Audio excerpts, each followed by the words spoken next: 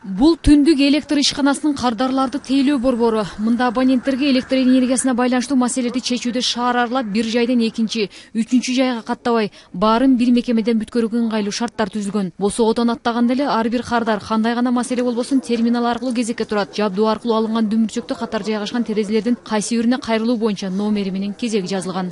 Первые два окна у нас это 100 заявок. Здесь абонент может оставить заявку на обследование. Алгачкы эки терезеге абоненттер электр эсептегичтери же кандайдыр бир энергияга тийиштүү көйгөйлөр болсо билдирүү калтыра алат. Ошондой эле мында тийиштүү адистер менен байланышууга мүмкүнчүлүк бар. Калган 8 терезе эсептешүүлөр боюнча кардарларды кабыл алат. Бул жайда абоненттердин колуна эсеп дүмүрчөктөрү берилет да, алар карама каршы жайдагы кассаларга төлөй алышат. По расчетам. То есть здесь абонент может.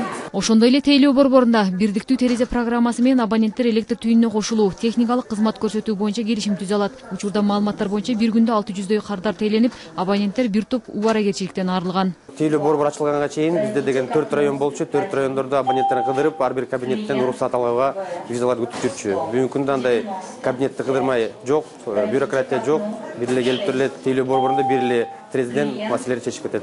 Бирок технологиянын заманда кардарлар бир эле электр жарыгына болгон төлөмдөрдө эмес, бардык тейлөө көрсөтүү кызматынын акыларын мобилдик телефон же терминалдар аркылуу төлөөнү өздөштүрүп алышып, жеңилдиктерди пайдаланып жатканы чындык. Адистер бир айдагы электр жарыгына болгон төлөмдүн 50% эле терминалдар аркылуу келерин ырасташууда. Бул да кардарлар үчүн кеңири тарап бараткан мүмкүнчүлүк десек болот. Кардарлар төлөөгө бүгүнкү күндө көп эле мүмкүнчүлүктөр бар. Мисалы айтсак, эгерде почта банктан төлөсө, анда жаңы бүгүнкү күндө терминал деген бар. Андан кийин электрондук капчык дегендер бар. Жанагы бүгүнкү күндө мобилдик банкинг деген ачылды, баланстан төлөө мүмкүнчүлүктөрү бар. Бүт абонент каалаган жолдор менен төлөсө болот.